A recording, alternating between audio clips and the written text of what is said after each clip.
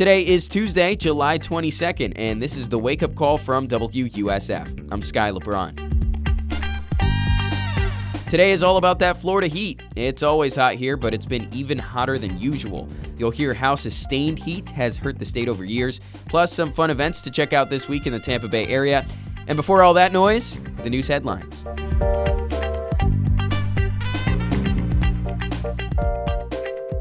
A storm last week dumped nearly 10 inches of rain on Plant City. It's being called a 1-in-1,000-year event, which is pretty wild.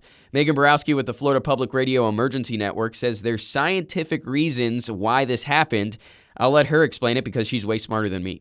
We're standing on the surface of the earth and you look up and there's the column in the troposphere, the lowest level of the atmosphere where weather happens. It's if you took all of the water vapor in that column and you condensed it, that's the amount that would turn into rain. It's a measurable rainfall. See, that sounded pretty smart. Get ready for a weather-heavy wake-up call today. This is something you need to know, though. There's a high possibility for heavy rainfall and thunderstorms today throughout the Tampa Bay area. That could lead to some flash flooding in some areas. The storms could be so heavy they'll produce a couple inches of rain per hour. So just be on the lookout for that. Keep yourself safe. Florida's chief financial officer role was vacant for over 3 months. Yesterday, it finally got filled. Governor DeSantis appointed State Senator Blaise Ingoglia as the new CFO. He's now in charge of the state's finances and insurance issues, like investigating fraud.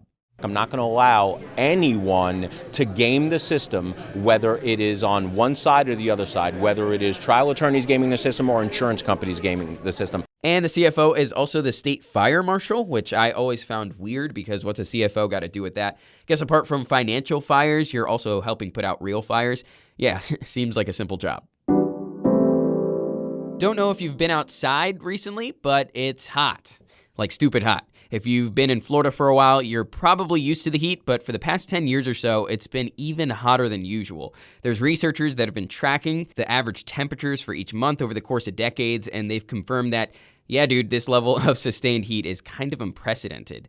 WUSF's Jessica Mazzaros reports on climate and the environment. She's been speaking to some of these researchers. Jess, what are they learning, and why should people care about this? Well, what we're learning is over time, the trends are showing that it's getting warmer globally across the nation, Florida being one of those hot spots. And now while year to year, it might be a little bit cooler, a little bit warmer. It just kind of depends. For instance, like this past June was a little bit cooler than last year's June. But overall, like if we look at 50 years ago in June, right, it was a full 2 degrees cooler than this year.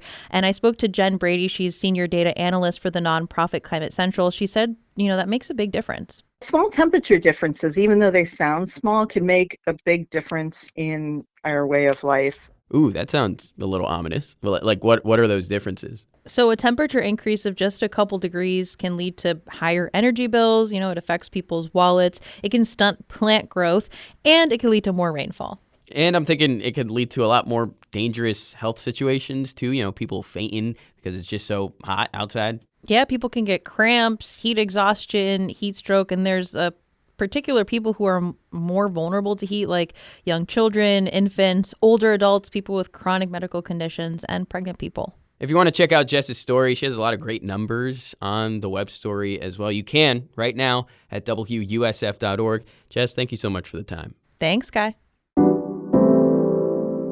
There's a ton of fun events going on later this week if you're looking for something to do with your friends or if you're even trying to make friends, which can be tough in today's world. The ASL Deaf Chat is meeting at Armature Works Thursday evening. It's for people who already know American Sign Language or if you just want to learn it. The point is to bring together deaf and hearing communities. Plus, there's always plenty to eat and drink at Armature Always. They're also holding a chat earlier in the day at Clearwater Beach, starting in the late morning if that matches your schedule just a little bit better.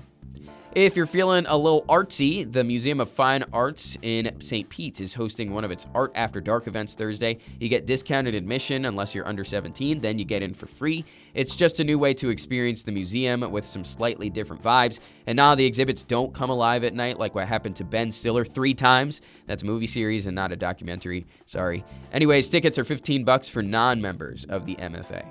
And in downtown Tampa, there's office-themed trivia at Top Shelf Sports Lounge. If you got that friend that knows the social security number of Dwight Schrute or exactly how many beans dropped out of Kevin's pot when he made that chili and dropped it, you're going to need them on Thursday. It's free to play, and there will be prizes for the top teams. I feel like The Office has fallen off in popularity, as do many things with the times, so it might feel a bit more niche how the turns have tabled.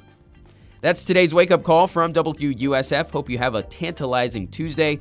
I think that word means good or interesting, and I don't feel like looking it up, so I'm just going to roll with it. I hope you're enjoying the pod. Please like it, give it a rating. If you do, it really helps us out.